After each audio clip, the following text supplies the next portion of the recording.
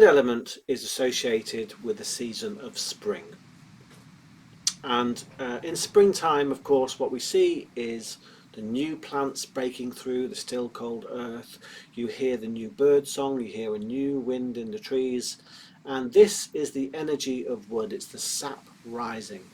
This is the creative force within human beings. When we start a new project, when we launch into a new endeavour, when we cultivate a new vision and have the energy to act on that vision and move forward in our life, or move forward in relation to a project, or even into a relationship.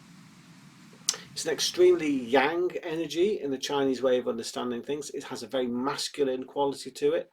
It's very conspicuous, tends to be noisy. The voice sound of the wood element is shouting, and it has this tremendous capacity to change things that need to be changed.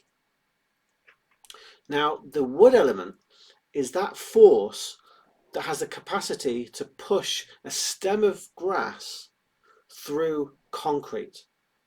This energy is within us.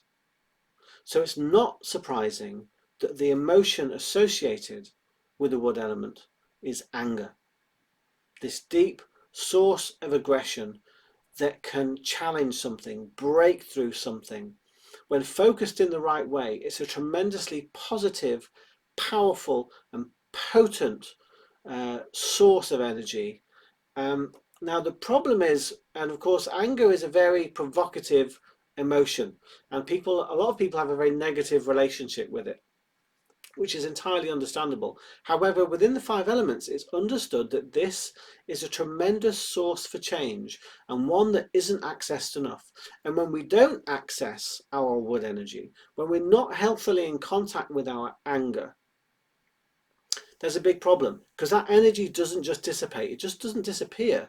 The energy then gets bound up, and where it gets bound up in us through 5 element theory is it gets bound up in the joints and in the sinews. It contracts and it tightens us. It leaves us less flexible instead of more flexible, because the wood element should be about flexibility and growth and change.